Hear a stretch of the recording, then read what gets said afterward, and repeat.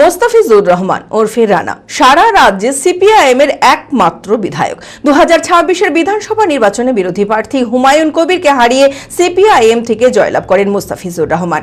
সারা রাজ্যে শূন্য কাটিয়ে ডোমকলে বিধায়ক হলেও কোনো রোজ নামচা হয়নি তার। ছোট বয়স থেকেই বাম রাজনীতির সাথে যুক্ত। দীর্ঘদিন ধরে পার্টির হাল সামলিয়েছেন তিনি। ঘরের ছেলে হিসেবে ডোমকলের সকল মানুষের পাশে থাকার সুনাম রয়েছে গোটা এলাকা জুড়ে। মানসিক স্বাস্থ্যের জন্য সবার আগে যে নামটি মনে ভেসে ওঠে, সুস্থ মনের ঠিকানা মনোবীক্ষণ। যোগাযোগ নাম্বার 7477799516। সকাল হলেই কোদাল কাঁধে নিয়ে ছুটে যান মাঠে কৃষিকাজের জন্য। তারপর নিজের কলা গাছে জমিতে গিয়ে সবকিছু ঠিকঠাক আছে কিনা তা খতিয়ে দেখেন। তিনি আর কেউ নন, তিনি ডোমকলের একমাত্র সিপিআইএম এর বিধায়ক মোস্তাফিজুর রহমান ওরফে রানা। সারা রাজ্যে শূন্য কাটিয়ে ডোমকলের বিধায়ক হলেও তার জীবনে কোনো পরিবর্তন হয়নি। ছোট বয়স থেকেই বাম রাজনীতির সাথে যুক্ত। দীর্ঘদিন ধরে পার্টির হাল সামলিয়েছেন তিনি। স্ত্রী কলেজে কাজ করেন, সেই দিয়ে সংসার চলে। বিধায়ক হওয়ার পরও একই রকমই রয়ে গেছেন রানা।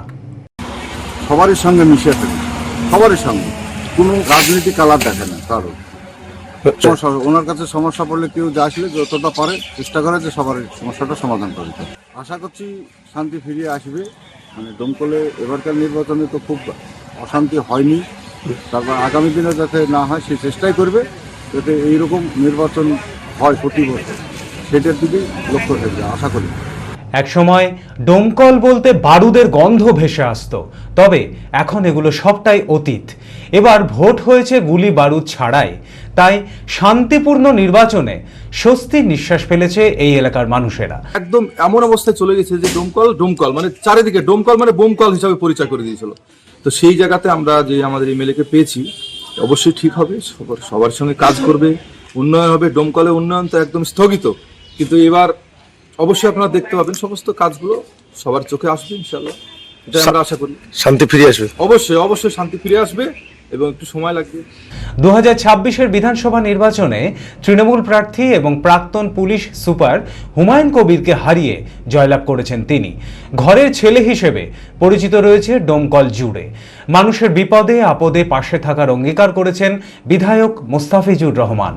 তিনি বলেন, যে কাজ 2011-তে ফেলে রাখা হয়েছিল সেই কাজ আবার নতুন করে তুলে ধরা হবে। সকালবেলায় উঠি, ঘুম থেকে উঠে চায়ের দোকানে যাই, গ্রামের লোকজন যা আছে দেখা করি, সাক্ষাৎ করি। তারপরে পার্টি মিশে যাচ্ছি, পার্টি মিশে লোকজন আসছে। এছাড়াও এলাকায় যাচ্ছি, লোকজন দেখা করতে যাচ্ছি, সাক্ষাৎ করছি। এরকম ভাবে তো দায়িত্ব বেড়েছে।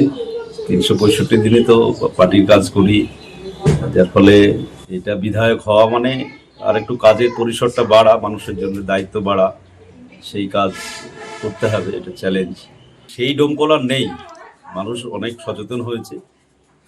তারপরে হচ্ছে যে মানুষ আর চাইছে না পিছনের দিকে তাকাতে। ডোমকল এখন ডোমকল সামনের দিকে এগিয়ে যাবে, যার ফলে অনেক মানুষ শিক্ষিত হয়েছে, শিক্ষার হার বেড়েছে। আমাদের ডোমকল থেকে এখন অনেক ট্যালেন্টেড ছেলে মেয়ে তারা নিটে চান্স পাচ্ছে, নিটে তারা বিভিন্ন জায়গাতে বিভিন্ন পেশার সাথে জড়িত হচ্ছে, যার ফলে সেই জায়গাতে আর নেই ডোমকল, যার ফলে সামনের দিনে আরো ভালো হবে। 10th মে আমরা আসছি আপনার জেলায় বহরমপুর, সিউড়ি আর দুর্গাপুর। এই সেমিনারে আপনার জন্য থাকছে সঠিক মেডিকেল কলেজ নির্বাচনের পরামর্শ, নিট র্যাঙ্ক ও কাট অফের detailed analysis, MBBS admission process support আর exclusive 1-to-1 counselling session. Spice এডুফেয়ারের ভেন্যু, লোকেশন ও time hotel golden retreat Baharampur, সকাল 10টা থেকে সন্ধ্যে 6টা। Hotel B quest inn Suri, সকাল 10টা থেকে সন্ধ্যে 6টা।